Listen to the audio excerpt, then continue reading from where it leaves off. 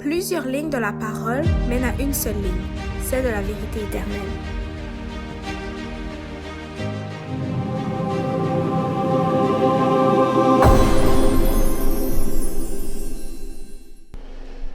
Donc, bonjour à tous et bienvenue à chacun. Donc, aujourd'hui, on va voir la perfection chrétienne, notre section 3, partie 6. Donc, qui s'appelait La génération finale. Donc, si vous vous rappelez, nous avons vu la dernière fois ce que Christ veut de nous comme étant la dernière génération avant son retour. Nous avions vu aussi les fondations du salut. Et j'aimerais pourtant, avant tout, avant de commencer, lire avec vous un texte pour revenir dans l'idée que nous avons vue la dernière fois, okay? Pour nous remettre dans l'idée, dans ce que nous avons vu la dernière fois. Paul note dans Colossiens 2, verset 6, « Comme vous avez reçu le Seigneur Jésus-Christ, marchez avec lui. » Marcher avec lui. Et on sait maintenant ce que ça veut dire marcher avec lui.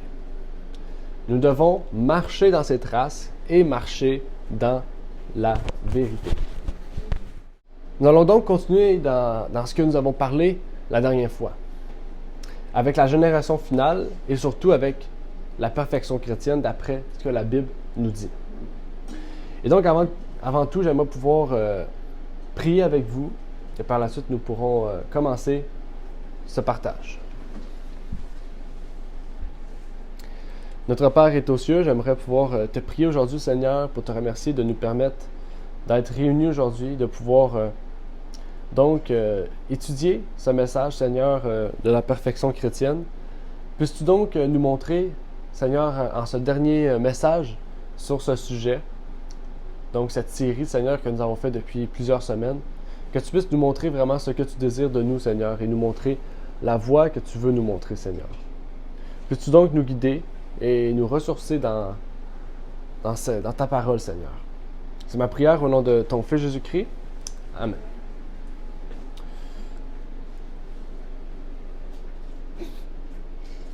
Aujourd'hui, j'aimerais pouvoir voir avec vous un principe de base. J'aimerais pouvoir voir le concept selon lequel le peuple du message des trois anges sera tenu à un standard plus élevé.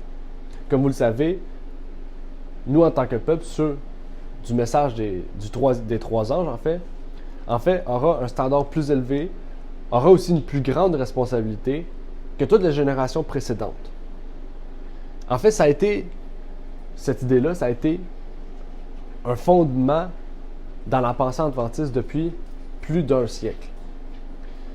L'histoire nous révèle que l'Adventiste a compris et a proclamé que le concept d'un sanctuaire purifié dans le ciel ne peut être séparé d'un peuple préparé et sans tache sur la terre. Et en fait, c'est de cela que nous discutons depuis maintenant 5 partages. Donc, c'est de ça qu'on étudie depuis 5 parties, on pourrait dire même, de notre sujet sur la perfection chrétienne. Et pour cela, Joseph Bate, qui écrivait déjà en 1850 à ce sujet, vous voyez le lien entre le sanctuaire purifié et un peuple purifié. Il nous dit comme suit dans un article de la Review and Herald de 1850, « Il fera l'expiation pour le saint, à cause de l'impureté des enfants d'Israël et à cause de leur transgression dans tous leurs péchés. » Le lecteur voudra-t-il bien relire ces 18 mots et voir s'il ne peut pas dire la signification de la purification du sanctuaire? Oh oui, vous dites que c'était pour purifier le peuple, tout le peuple de ses péchés. Très bien, ne l'oubliez pas quand cela vous arrivera dans l'antitype. Et un peu plus tard, Stephen Haskell, en 1856, nous dit comme suit, puisqu'il a vu lui-même un lien entre le peuple de Dieu préparé et l'achèvement du message de l'Évangile. Il nous dit, « Une théorie du message des trois anges ne nous sauvera jamais, non, jamais, sans le vêtement de noces, qui est la justice des saints. Nous devons parfaire la sainteté dans la crainte du Seigneur. » Et même un peu plus tard, en 1864, Daniel Thibodeau a écrit une série d'articles justement sur ce sujet dans la Review Herald pour nous montrer justement la responsabilité spéciale du peuple de Dieu lorsqu'il prêche le message des trois anges. Okay, ces articles ont été remis ensemble pour former le livre qu'on connaît aujourd'hui comme Sanctification or Living Holiness. Okay? Donc, sanctification ou la sainteté vivante ou une vie sainte. Et justement, dans son livre, qu'on va tirer de l'article et non pas de son livre, il nous dit comme suit. Dans le 2 août 1864, « Mais certains ne voient pas la nécessité de recevoir les vérités applicables au temps présent afin d'être sanctifiés. Ils pensent qu'ils peuvent être sanctifiés en vivant comme d'autres bons chrétiens ont vécu. » Mais comment les bons chrétiens du passé ont-ils été sanctifiés? N'ont-ils pas été sanctifiés en vivant à la hauteur de la lumière qu'ils avaient à leur époque?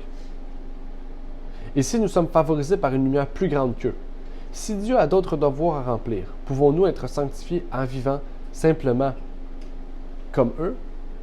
Dieu fait-il en sorte que la lumière brille en vain sur sa parole? Est-ce que cela a un sens pour vous? Okay? Qu'est-ce que Dieu nous demande? C'est de vivre selon la lumière qu'on a. Vivre en unité, on pourrait dire en parfaite unité avec ce que la parole nous présente. Donc, ceux qui ont plus de lumière doivent vivre, en fait, plus sanctifiés, ou peut-être pas sanctifiés, mais ils doivent se sanctifier à la hauteur de ce qu'ils connaissent. Okay? Donc, on ne peut pas dire que on a la même lumière que Martin Luther. On a plus de lumière que Martin Luther. Okay? Mais Martin Luther vivait à la hauteur de ce qu'il connaissait. Il était sanctifié à la hauteur de ce qu'il connaissait. Okay? C'est par ce moyen-là qu'on sera sauvé. Okay? Donc, si on connaît plus de choses, on doit être sanctifié davantage par ce qu'on connaît. Et le frère Bourdeau encore poursuit un peu plus loin dans son livre. Il faudra une préparation spéciale pour rencontrer le Seigneur quand il viendra. Il sera nécessaire que la dernière Église cherche le Christ, car c'est à ceux qui le cherchent qu'il apparaîtra une seconde fois, sans péché, pour le salut. Hébreux 9, verset 28. En fait, qu'est-ce qu'on comprend ici du frère Bourdeau? Il dit que le peuple adventiste a eu plus de lumière que toute autre génération auparavant. Okay? Depuis 1844, nous avons beaucoup plus de lumière que toute autre génération. Que Martin Luther, que Jean Calvin, que John Wesley, ou n'importe quel de ces réformateurs. Bourdeau enseigne que l'on est sanctifié en vivant à la hauteur de la lumière que l'on a. Plus on a de lumière, plus on exigera de celui ou celle qui aura ces lumières. Et c'est quelque chose de logique, en fait, la Bible nous en parle aussi. Et même ce principe a été développé au fur et à mesure que l'Adventiste grandissait. Bien sûr, l'Adventiste, avec le temps, a mieux compris ces principes, a mieux compris ce qu'il prêchait. Et en 1903, W. Prescott, à la conférence générale, a prêché justement à ce sujet. En disant, « Mais il y a une différence entre le pardon des péchés et la purification des péchés. Il y a une différence entre l'évangile prêché pour le pardon des péchés et l'évangile prêché pour la purification des péchés. Il y a toujours et aujourd'hui encore une provision abondante pour le pardon des péchés. Dans notre génération vient la disposition pour la purification des péchés. Et la purification du péché est ce qui préparera le chemin pour la venue de Jésus.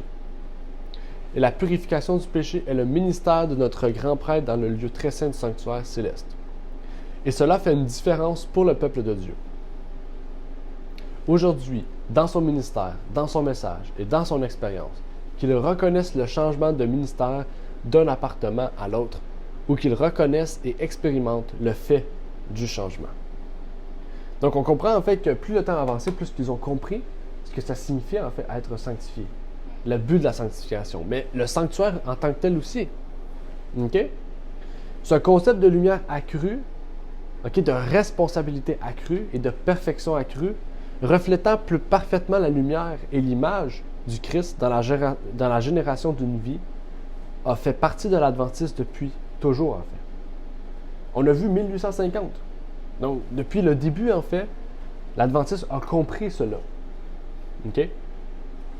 Et même ces concepts ont été affinés avec le temps encore plus loin et développés, par exemple par le frère M.L. Andrewson, qui était pasteur de l'Église dans les années 1930 et 40.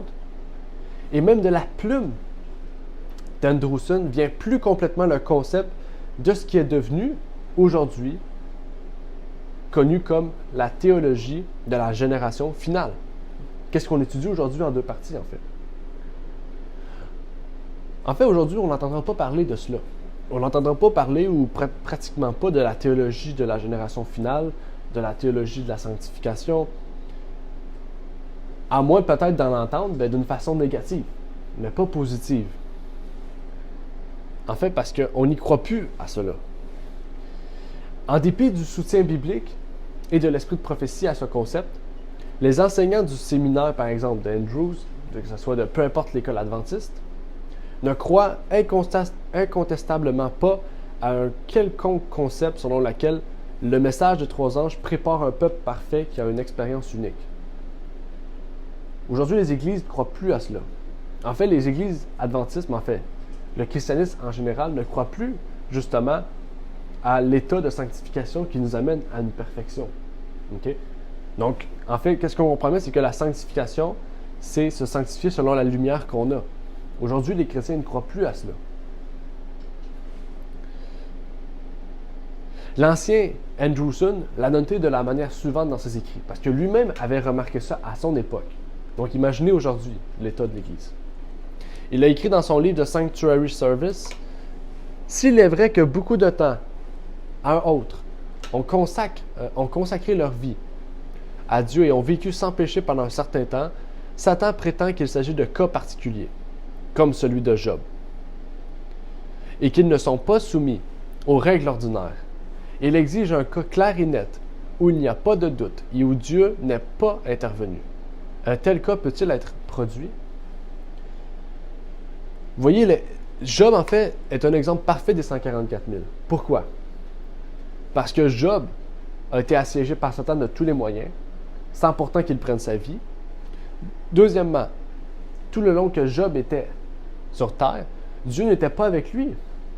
Dans le sens que Dieu, qu'est-ce qu'il a dit? Il a dit, je vais te laisser faire tout ce que tu veux sur mon serviteur, je m'en mêlerai pas. Et c'est pour ça que ses amis ont dit, tu pries Dieu, mais Dieu n'est même pas là pour toi. Mais Job n'a pas perdu la foi, il a gardé la foi.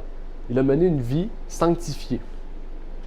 Tout en sachant que Dieu était présent, mais qu'il n'allait pas intervenir parce qu'il avait dit à Satan, fais ce que tu veux, je sais que mon serviteur va être fidèle à moi. Et peut-être qu'on pourra en reparler un jour du lien entre Job et les 144 000, mais aujourd'hui, continuons avec le sujet du jour. En fait, Satan ici dit, si on peut prendre ce que Satan dit d'après le texte, il pourrait dire, il y a peut-être un individu ici et un autre là qui sont parfaits. Pourtant, Dieu dit qu'il y aura une nation juste, un peuple juste. Et Satan nous fait croire en fait que non, c'est pas le cas, que non, c'est impossible, que non, on ne peut pas rien faire. Pourtant, Dieu nous dit que oui, c'est possible. Oui, c'est possible. Par Jésus-Christ, tout est possible. Il existe un concept théologique appelé la grâce prévenante. Prévenante signifie précéder. La grâce prévenante est une grâce que Dieu accorde aux croyants avant sa conversion, afin que cette personne puisse croire et comprendre l'amour de Dieu et soit ainsi attiré vers Dieu et amené à accepter Jésus-Christ. En fait, les chrétiens croient librement à la grâce qui pardonne pour couvrir les péchés commis dans le passé. Mais Ellen White parle de la grâce qui soutient. Okay? Donc, ce n'est pas seulement une grâce. Les chrétiens, il faut comprendre ici la grâce. Les chrétiens aussi croient que la grâce, c'est le fait que Dieu nous fait grâce de nos péchés passés. Mais en fait, Ellen White a une conception un peu différente de cette grâce-là, en fait. Oui, il y a ce côté-là de la grâce qui soutient, la grâce qui nous pardonne de nos péchés passés.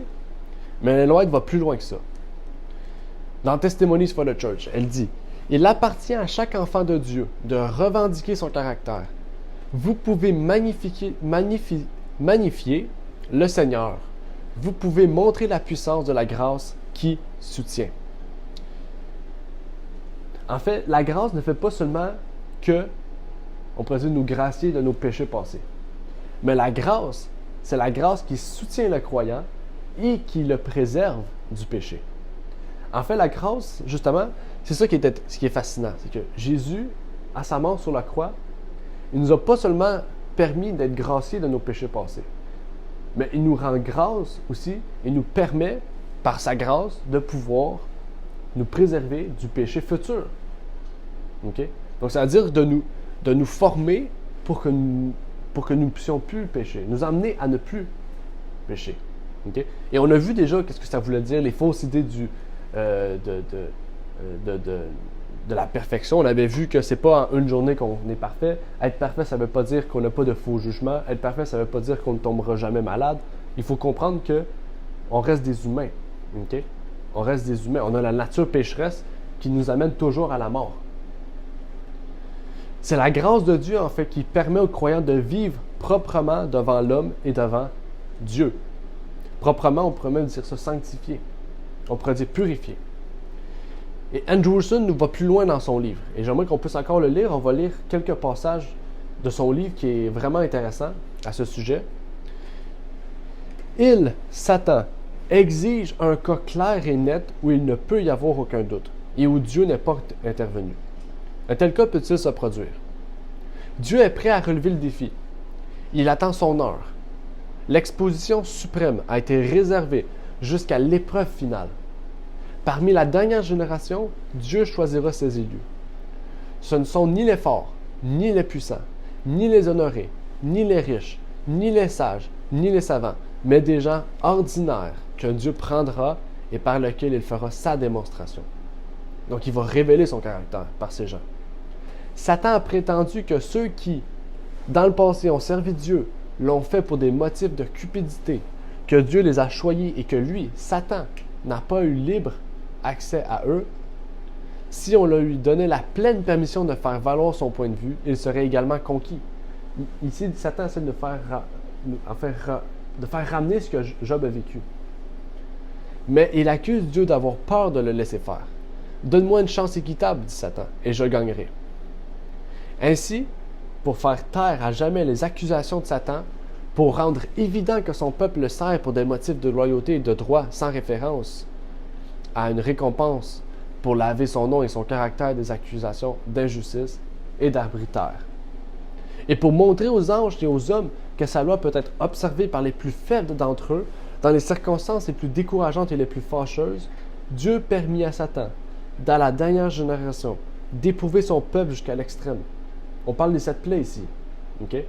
Les 7 plaies, c'est l'épreuve extrême. C'est là où est-ce que Satan, en fait, va essayer de montrer à Dieu que son peuple ne peut pas vivre sans, on pourrait dire, sans intercession, sans grâce même, on pourrait dire jusqu'à ce point-là. Tandis que Dieu montre que non. Et pour montrer aux anges et aux hommes que sa loi peut être observée par les plus faibles d'entre eux dans les circonstances les plus décourageantes et les plus fâcheuses, Dieu permet à Satan, dans la dernière génération, d'éprouver son peuple jusqu'à l'extrême. Ils seront menacés, torturés, persécutés. Ils seront face à face avec la mort lors de la publication du décret d'adoration de la bête et de son image. Mais ils ne céderont pas. Ils sont prêts à mourir plutôt que de pécher. Dieu retire son esprit de la terre. Satan aura une plus grande mesure de contrôle qu'il n'en a jamais eu auparavant. Certes, il ne pourra pas tuer le peuple de Dieu, mais cela semble être la seule limite. Et il utilise chaque permission qu'il a. Il sait ce qui est en jeu, c'est maintenant ou jamais.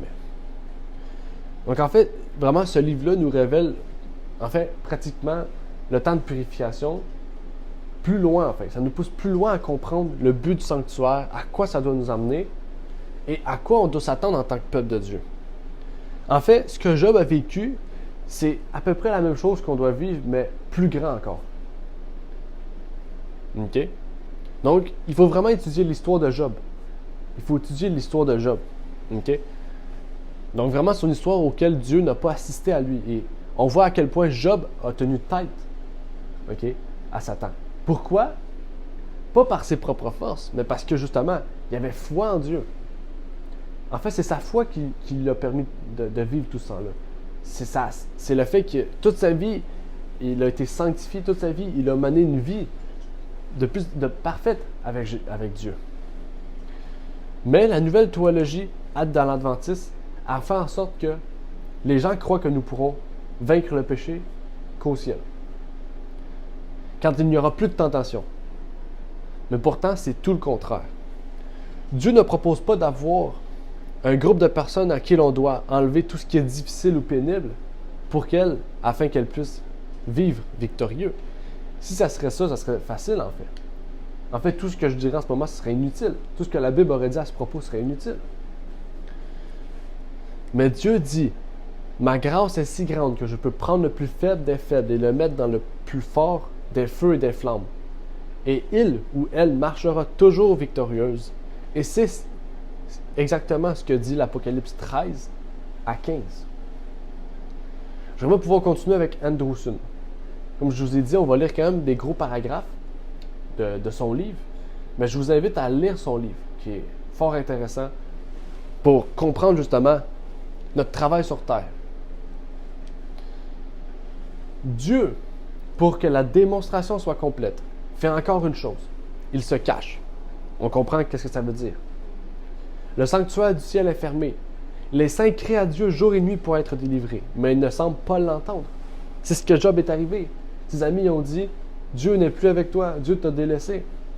Mais non, c'est parce que Dieu veut justement éprouver Job pour montrer à Satan que Dieu permet à Job, justement, Dieu a permis à Job par sa vie, par sa foi, de pouvoir passer au travers de cette épreuve. Les élus de Dieu passent par Gethsémani. Ils goûtent un peu à l'expérience du Christ pendant ces 3 heures sur la croix. Il semble qu'ils doivent mener leur bataille seuls. Ils doivent vivre sur le regard d'un Dieu saint sans intercesseur. Mais bien que le Christ ait terminé son intercession, les saints sont toujours l'objet de l'amour et de la sollicitude de Dieu.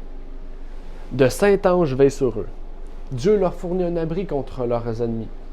Il leur fournit de la nourriture, les protège de la destruction et leur donne la grâce et la puissance nécessaires pour vivre saintement. Voir Psaume 91. Pourtant, ils sont dans le monde, toujours tentés, affligés, tourmentés. Résisteront-ils à l'épreuve? Aux yeux des humains, cela semble impossible. Si seulement Dieu venait à leur secours, tout irait bien. Ils sont déterminés à résister au malin. S'ils le font, ils mourront, mais ils ne pécheront pas.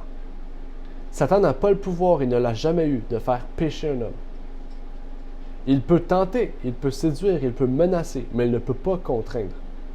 N'oubliez pas, le choix de pécher, ça revient en nous. On va le voir dans Jacques, justement. Et maintenant, Dieu démontre le plus faible des faibles, qu'il n'y a aucune excuse, en fait. Et c'est ça qui est étonnant. Et on l'a vu tout à l'heure. C'est pour ça qu'on dit souvent, Dieu ne va pas prendre le plus riche des personnes. Il ne va pas prendre la personne qui a la vie la plus belle. Il va prendre le plus faible des faibles. Et il va montrer à Satan que même le plus faible des faibles peut, justement, passer au travers de cette épreuve. Si les hommes de la dernière génération peuvent repousser avec succès l'attaque de Satan, s'ils peuvent le faire avec toutes les chances contre eux et le sanctuaire clos, quelle excuse y a-t-il que les hommes puissent jamais pécher? Il n'y a pas d'excuse. Dans la dernière génération, Dieu donne la démonstration finale que les hommes peuvent observer la loi de Dieu et qu'ils peuvent vivre sans péché. Dieu ne laisse rien en suspens pour que la démonstration soit complète. La seule limitation imposée à Satan est qu'il ne peut tuer les saints de Dieu. Il peut les tenter, les harceler, les menacer. Il fait de son mieux, mais il échoue. Et il va échouer. Il ne peut pas les faire pécher. Ils résistent à l'épreuve et Dieu met son sceau sur eux. Grâce à la dernière génération de saints, Dieu est enfin justifié. Rappelez-vous, on avait vu ça. Sanctifié, purifié, mais la vraie traduction du mot purifié, c'est justifié. Et comment on peut justifier Dieu? Justement, on peut justifier Dieu en montrant qu'un peuple, justement, les a amenés à la purification. Quand Dieu va amener un peuple à la purification, c'est là qu'il va devenir quoi? Les prémices. En fait, tout rentre en jeu. Les prémices. Vous vous rappelez des prémices dans l'Apocalypse? Les prémices de Dieu. Les prémices de Dieu, c'est les 144 000 parce que ce sont eux qui ont passé au travers du temps d'épreuve. Ce sont eux qui ont été purifiés. Ce sont eux qui ont justifié Dieu. Ce sont eux qui vont être les prémices de ceux qui vont ressusciter et qui vont être purifiés comme eux.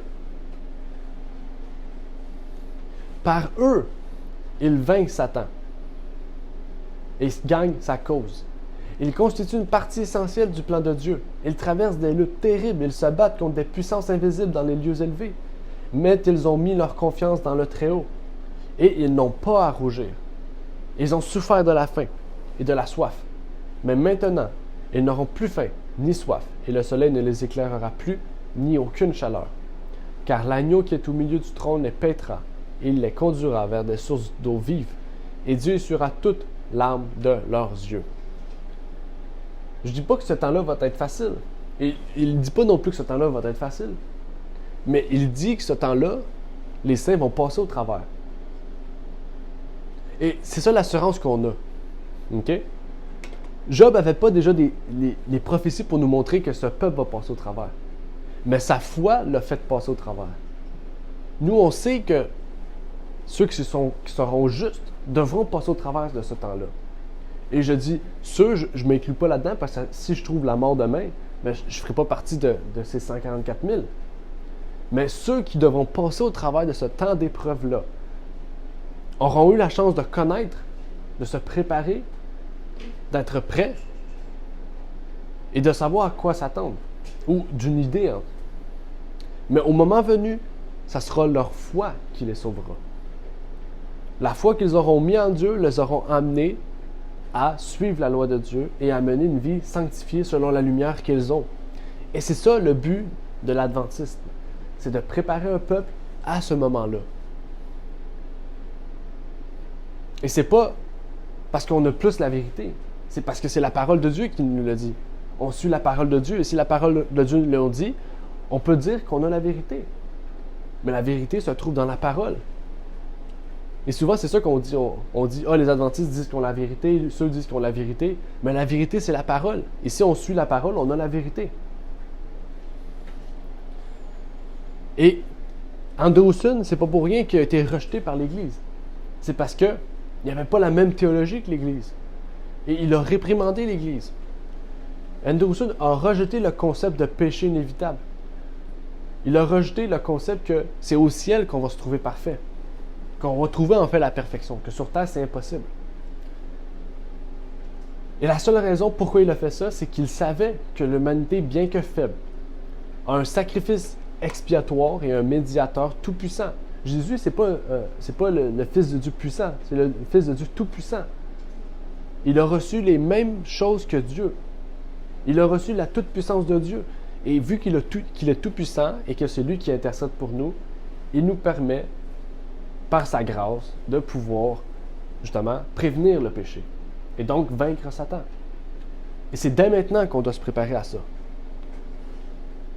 Andrewson savait que la grâce de Jésus nous a suffi dans le passé, nous suffit aujourd'hui et dans l'avenir.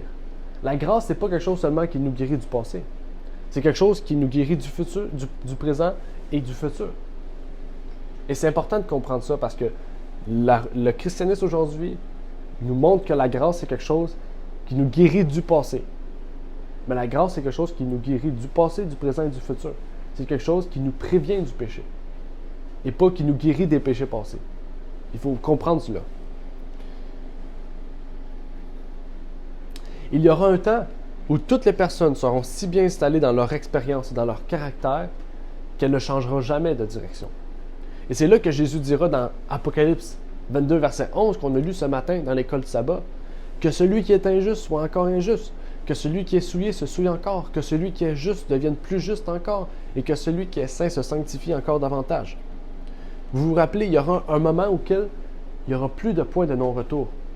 Quand la porte de la grâce sera fermée, il n'y aura plus de point de non-retour. Et même avant ça, il y a des gens qui ne vont jamais changer de vie. Pourquoi? Parce qu'ils sont tellement ancrés dans leurs idées, dans leur caractère, dans leur expérience de vie mauvaise, en fait, qu'ils ne vont jamais repousser chemin. En fait, les méchants auront atteint un point de non-retour. Et ce ne sera pas après le temps de grâce qu'on va voir cela. On va le voir avant le temps de grâce, mais ils vont être confirmés après le temps de grâce, en fait.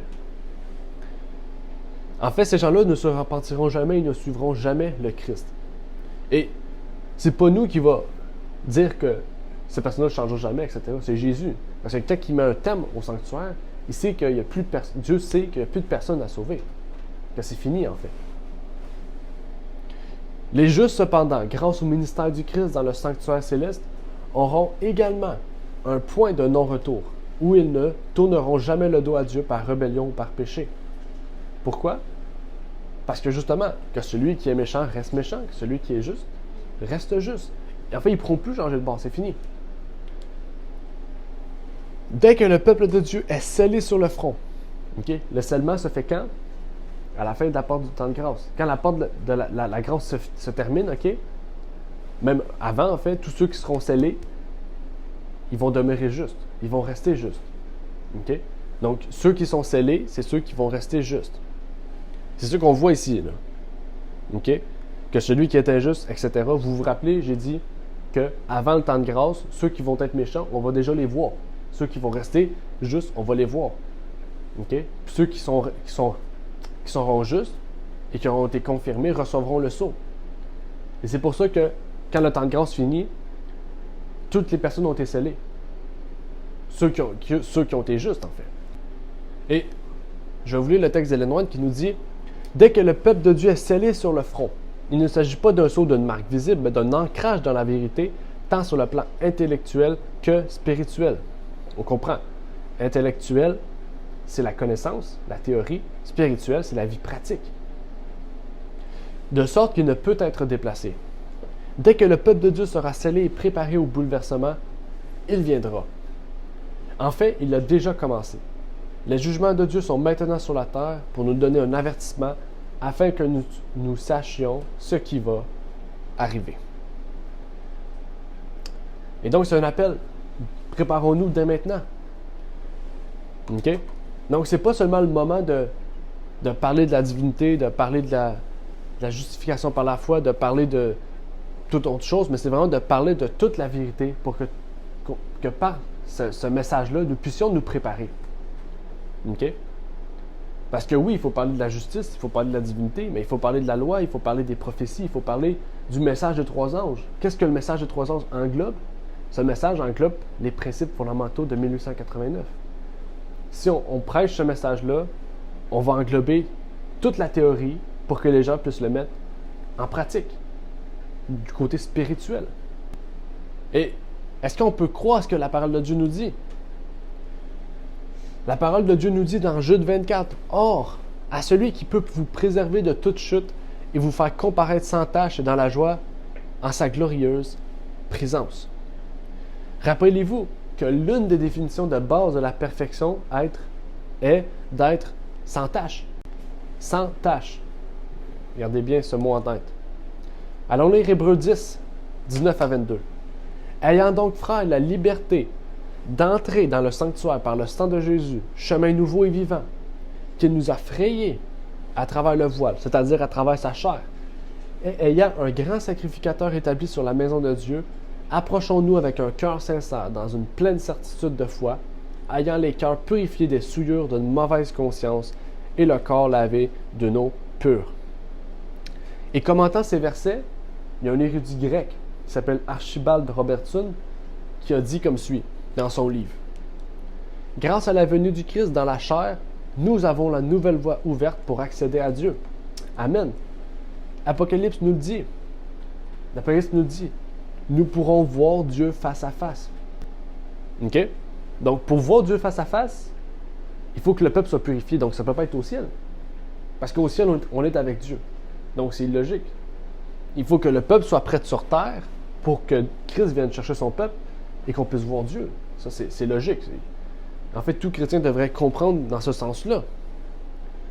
Mais les chrétiens, pour simplifier les choses, disent qu'à un instant, à un clin d'œil, on sera purifié. Tandis que c'est glorifié. À ce moment-là, on voit qu'on est changé. Okay? À un instant, à un clin d'œil, on est changé en état d'immortalité. Mais notre caractère n'est pas changé. Pourquoi? Parce que ce caractère-là, c'est nous qui devons prendre la décision de le changer par Jésus-Christ. Et c'est là que la justification par la foi entre en jeu. Et c'est là qu'il y a une nouvelle voie qui est ouverte. Une voie, en fait, un pouvoir illimité que Dieu nous donne. De vaincre. Et cette nouvelle voie vivante, c'est par Jésus-Christ. C'est par Jésus-Christ qu'on peut entrer en communion avec Dieu. C'est par Jésus-Christ qu'on pourra accéder à Dieu aussi. Et Romains 8, 3 et 4 nous le dit. Car ce qui était impossible à la loi, parce qu'elle était affaiblie par la chair, Dieu l'a fait, envoyant son propre Fils dans une chair semblable à celle du péché, et pour le péché. Il a condamné le péché dans la chair, afin que la justice de la loi fût accomplie en nous, qui marchons non selon la chair, mais selon l'esprit. Donc c'est là aussi. Le légalisme nous amène à quoi? À détruire l'esprit pour marcher selon la chair. Donc marcher selon la loi. Mais marcher selon l'esprit, c'est marcher selon la foi pour nous amener par la loi. Et non pas marcher par la loi seulement. Parce que justement, le légaliste supprime la foi pour nous amener directement à la loi. Et c'est là qui est impossible, parce qu'on marche selon la chair. Il nous est dit ici que Dieu a condamné le péché dans la chair. Comment? En envoyant son propre Fils dans une chair semblable à celle du péché et pour le péché. Jésus a condamné le péché dans sa chair. Mais il veut aussi condamner le péché dans notre chair. Il veut le faire dans votre chair et dans la mienne. Et en fait, il condamnera à nouveau le péché dans la chair lorsqu'il condamnera dans notre chair. Vous comprenez? Parce que Jésus a vaincu sur la terre la chair, il peut nous donner la victoire sur la chair. Revendiquer le nom de Jésus sans revendiquer sa puissance n'est pas seulement une honte pour Dieu, mais aussi un obstacle majeur au salut. Le nom de Jésus n'est pas seulement puissant pour nous pardonner, mais il est puissant pour nous donner la victoire sur le péché. Et on peut entendre souvent des gens dire « Vous n'êtes pas sans péché, moi aussi je ne suis pas sans péché, personne n'est sans péché. » Ben, est-ce qu'une personne sur Terre ici peut nous dire qui est sans péché? En fait, j'ai fait des erreurs, on a fait des erreurs, on va rester des pécheurs toujours parce qu'on a fait des erreurs. Mais dès maintenant et dans la vie future, Dieu nous permet, par sa grâce, d'avoir la victoire. Mais on va rester des pécheurs. Il ne faut pas entrer dans cette idée-là, c'est pas comme Jésus. Jésus a mené une vie parfaite. Mais nous, Dieu nous demande d'être transformés pour dès maintenant vivre une vie parfaite. Mais on va rester des pécheurs parce que dans notre passé, on était pécheurs. Mais vu que nous sommes justifiés, Dieu efface nos péchés passés. Et quand on va entrer au ciel, si on a à y entrer, mais le livre de vie va nous montrer qu'en fait, qu'on n'a pas de péché. Comme Jésus-Christ, on a été sans péché. N'est-ce pas merveilleux ce que Dieu nous offre? Dieu nous offre en fait. Dieu nous offre cela. Cependant, le problème n'est pas ce que nous sommes incapables d'accomplir, mais plutôt que nous ne reconnaissons pas ce que Jésus peut faire pour nous et la grâce qui le soutient. Au lieu de se concentrer sur ce que je suis incapable de faire, le vrai problème devrait être de se concentrer sur ce que le Christ peut faire en nous. Avons-nous un sauveur sans péché et tout-puissant? Est-ce que Jésus-Christ a vaincu la chair sans péché et il est monté au ciel pour être un médiateur tout-puissant? Christ est-il capable de nous sauver jusqu'au bout? Le Christ est-il capable de nous empêcher de tomber? C'est ça les questions qu'on doit y répondre. Pas « je ne suis pas capable », mais d'essayer de comprendre, est-ce que par le Christ, nous pouvons tout accomplir? N'oubliez pas, Dieu a dit « demandez n'importe quoi et je vous le donnerai ». Si on demande à Christ la victoire, on peut avoir la victoire. Parce que Jésus-Christ l'a eu. Si Jésus-Christ ne l'aurait pas eu, j'aurais compris qu'on ne peut pas l'avoir. Mais Jésus-Christ l'a eu. Et c'est là où on essaie de trouver des excuses. Ah, Jésus-Christ est né d'une vierge qui était pure, donc Jésus était pur. Ah, Jésus avait le péché originel par son baptême, etc. On trouve des excuses. Mais Jésus est né comme nous, comme vous et moi. Il est né d'une femme pécheresse. Il est venu au monde dans un monde pécheur. Mais il n'a pas connu le péché. Et on sait que la réponse à toutes ces questions que nous venons de dire, c'est oui. Dieu n'a pas demandé l'impossible. Il est juste et équitable en exigeant la perfection de ses saints. Et on en a parlé l'autre fois. Est-ce que si Dieu dirait « Ah, les voleurs, les meurtriers, vous pouvez venir au ciel », Dieu aurait mis on pourrait dire une moralité très basse pour nous permettre d'y aller. Est-ce que ça serait juste? Tout le monde dirait non. Mais quand on met la moralité haute ou la demande haute, on dit que c'est impossible. Mais justement, Dieu nous demande quelque chose qui est possible et quelque chose qui est logique pour entrer au ciel. Et Romains 3, 24 à 26 nous dit « Et qu'ils sont justifiés gratuitement par sa grâce. » C'est gratuit le salut. On dit que le salut c'est gratuit, la grâce est gratuite. Mais justement, la perfection est gratuite aussi. Il faut seulement l'accepter. Par la rédemption qui est en Jésus-Christ, que Dieu avait destiné à être une victime expiatoire, un propitiatoire, par la foi, en son sang, afin de manifester sa justice par le pardon des péchés commis auparavant, pendant les jours de la patience de Dieu, afin, dis-je, de faire paraître sa justice dans ce temps-ci, afin d'être reconnu juste, et comme justifiant celui qui a la foi en Jésus. Remarquez ici que Dieu n'est pas seulement le justifié, d'après Daniel 8, verset 14, mais qu'il est aussi juste en le faisant. OK? OK? Il nous demande de faire quelque chose pour le justifier, mais il est juste de le faire. En fait, c'est une transaction appropriée. C'est une transaction, quelque chose qui est juste et légal, en fait, comme on pourrait dire aujourd'hui. Dieu a tout à fait le droit de pardonner nos péchés, tout comme il a le droit de nous permettre de vivre différemment de ce que nous avons vécu dans le passé, grâce à ce que Jésus a fait pour nous.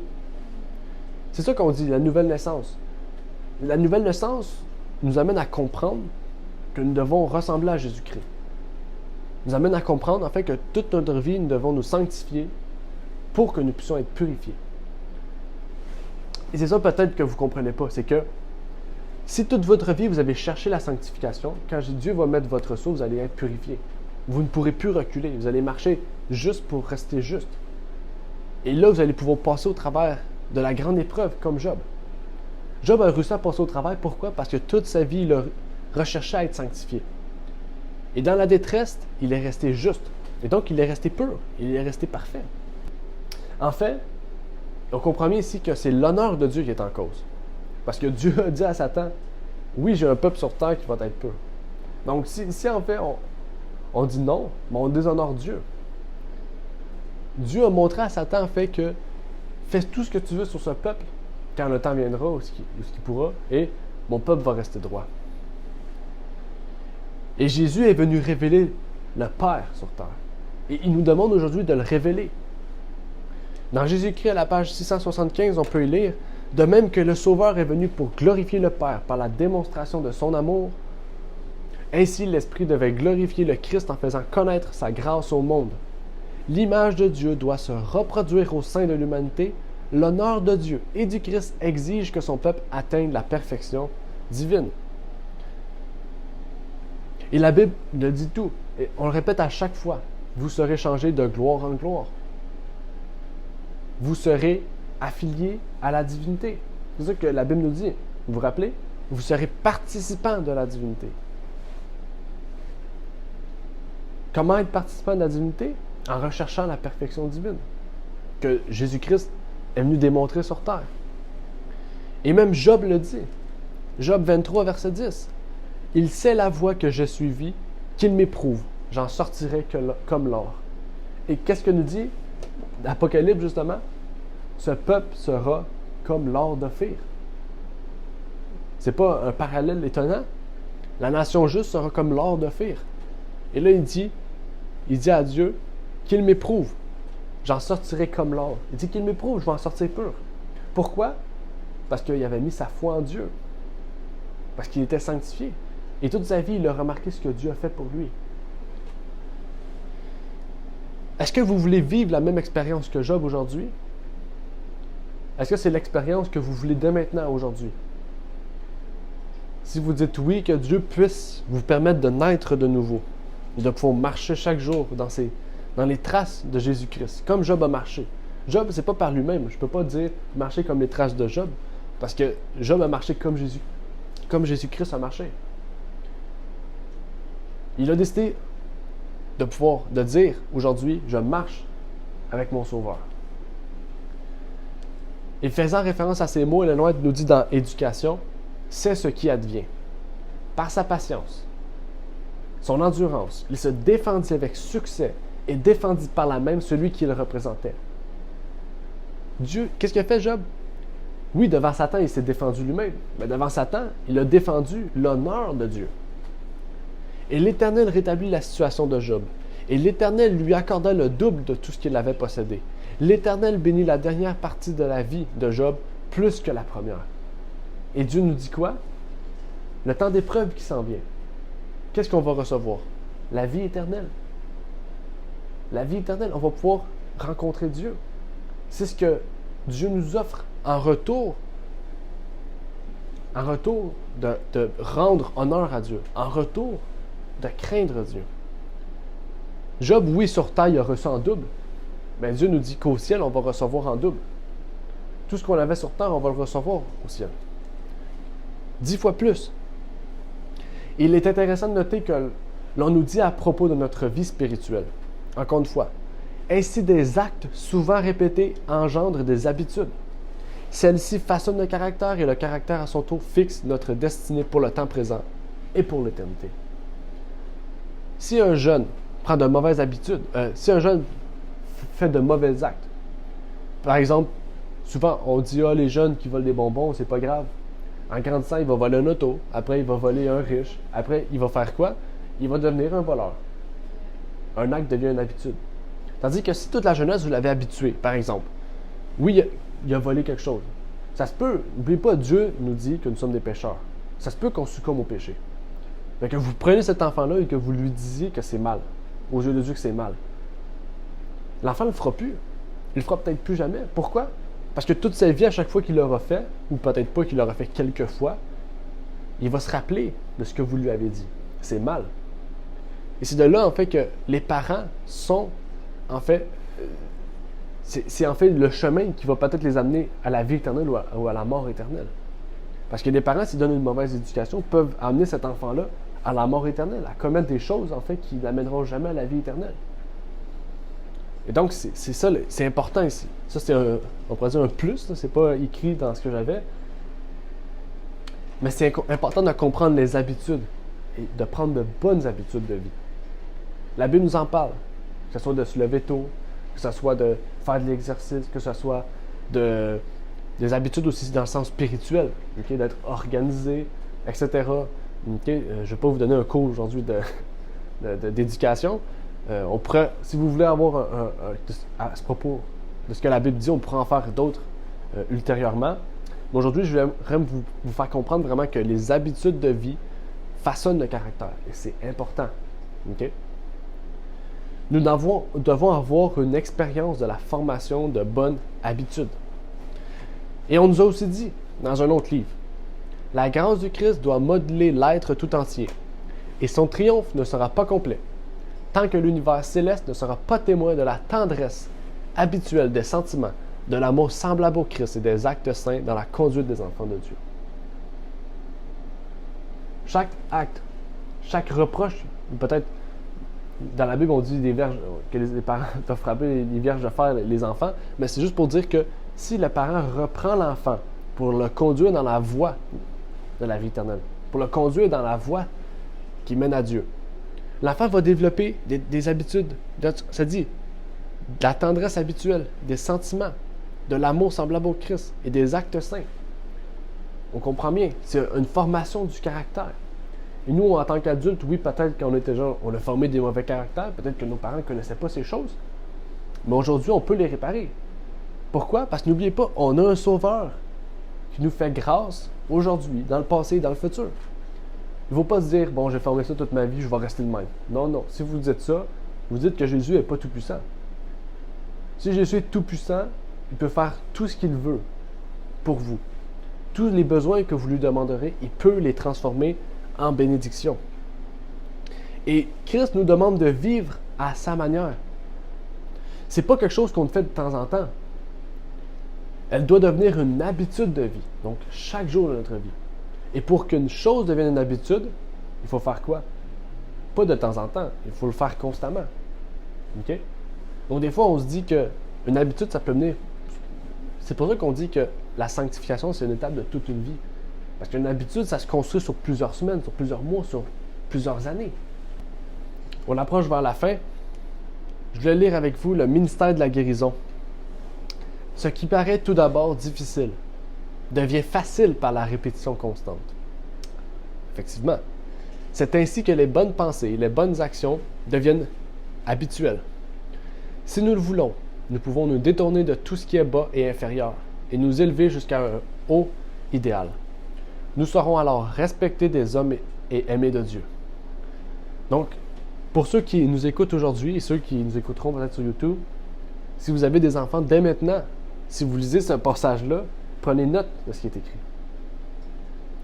Parce que c'est très important. Pour nous aujourd'hui, oui, on peut encore prendre des mauvaises habitudes, mais notre caractère est plus formé. Okay? N'oubliez pas, le cerveau de la jeunesse, je pense, qui grandit et qui se forme jusqu'à l'âge de 21 ans pour les hommes, et les femmes, je pense, c'est 19, si je ne me trompe pas. Ou c'est l'inverse. Mais c'est juste pour vous dire qu'il arrive un niveau où le cerveau arrive à son niveau d'adulte, et que là, en fait, le caractère est formé. Et que là, c'est beaucoup plus difficile de le changer. Parce que quelque chose qu'on a construit toute notre jeunesse se transforme en habitude. Donc, pour les enfants, ou plutôt pour les parents qui ont des enfants, c'est le moment de pouvoir les amener à un haut idéal, à un idéal élevé, à un idéal divin. Par exemple, ceux qui jouent du piano ou d'autres instruments de musique. Si vous jouez 10 minutes par jour, par exemple, moi je joue de la guitare, si je joue 10 minutes de guitare par jour, pensant pouvoir devenir meilleur, est-ce que je vais devenir meilleur? Non. Mais si je joue 1 heure par jour, je vais devenir meilleur. Et même à un tel point que je le fais tellement qu'en fait, j'aurai même plus besoin de regarder mes notes.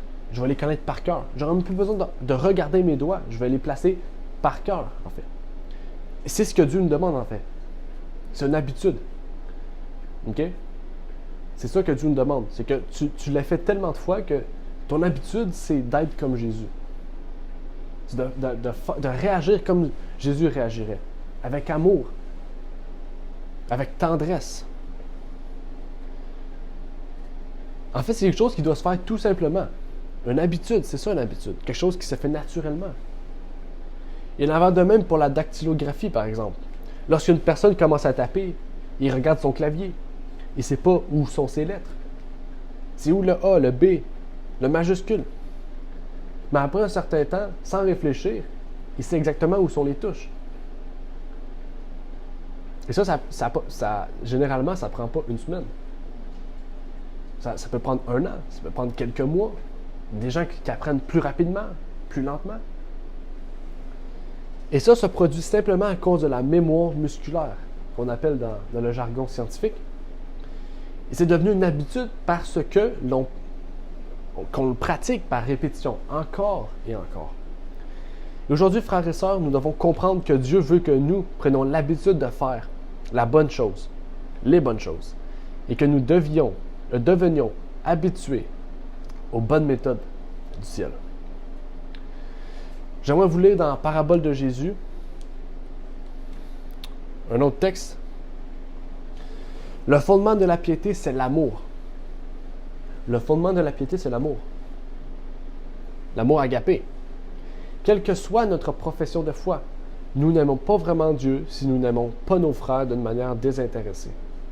Mais nous n'y parviendrons pas en essayant d'aimer les autres. Ce qu'il nous faut, c'est l'amour de Jésus dans notre cœur. Si le moi est absorbé par lui, l'amour jaillira spontanément.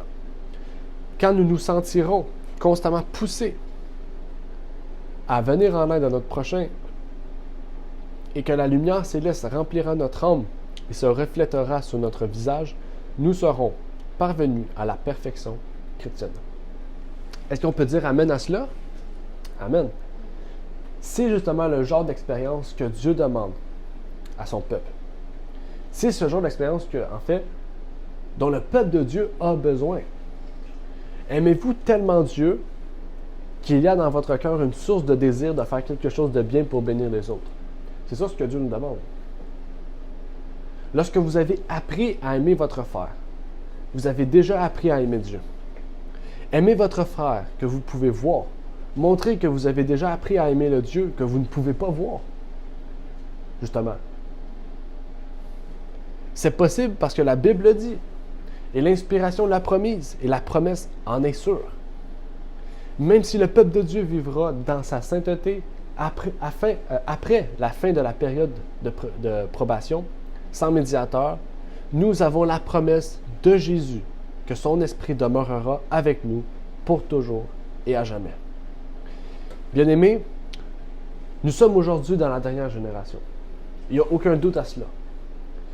Nous sommes dans la dernière génération qui vivra pour voir Jésus venir dans les nuages du ciel, dans les cieux. La question pour vous aujourd'hui est, allez-vous faire partie de ceux qui seront demeurés fidèles? Même si nous sommes vieux, malades, ou dans la vallée de l'ombre de la mort, nous avons la promesse que tous ceux qui meurent dans la foi du message du troisième ange participeront à la résurrection spéciale pour voir spécialement Jésus-Christ revenir. Pas être ressuscité comme les autres quand Jésus va être présent dans les cieux, mais vraiment participer à la venue de Jésus. La Bible nous le dit et l'Esprit de prophétie nous le confirme.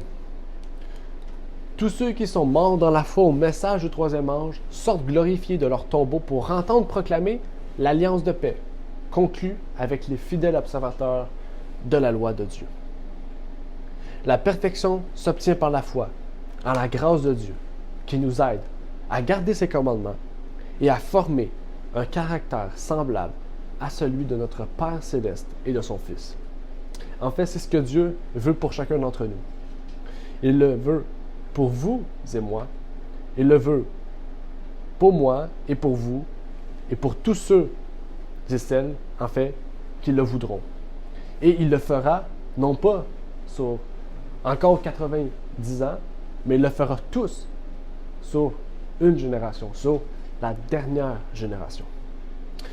Que Dieu vous bénisse et que le Dieu du ciel vous guide vers ce but ultime qui devrait être à tous ceux et celles qui recherchent étroitement à ressembler à Jésus-Christ et à être comme Jésus. Donc, j'aimerais prier avant de conclure et de laisser place au chant final. Notre Père qui est aux cieux, j'aimerais te prier, Seigneur, pour te remercier de nous permettre aujourd'hui d'avoir pu discuter de ce sujet, Seigneur, qui est un sujet qui est peut-être difficile à entendre, qui peut être lourd à entendre, qui est peut-être lent à comprendre, mais que tu puisses nous permettre, Seigneur, de comprendre ce que tu veux de nous réellement. Tu nous as montré au travers de ces 6 parties, non seulement à comprendre ce que ça voulait dire, à voir au travers les siècles, au travers ta parole, ce que tu voulais nous révéler, mais tu nous montres aussi que dans les derniers jours, tu as une nation sainte, un peuple spécial, Seigneur, préparé pour toi, justifié, qui te rendra honneur, Seigneur, dans les derniers jours. Puisses-tu nous donner la force, le courage, surtout la foi, pour nous permettre d'être de ceux qui pourront te rendre honneur, Seigneur, sur cette terre. Te rendre honneur dans le temps de détresse. Et que tu puisses donc nous permettre de te voir prier, Seigneur, et de rechercher davantage ta face. C'est ma prière par le nom de Jésus-Christ. Amen. Amen. Merci d'avoir écouté cette vidéo. Pour plus de contenu, abonnez-vous sur notre site Internet. Il est également possible pour vous de nous suivre sur notre page Facebook et de nous contacter par email.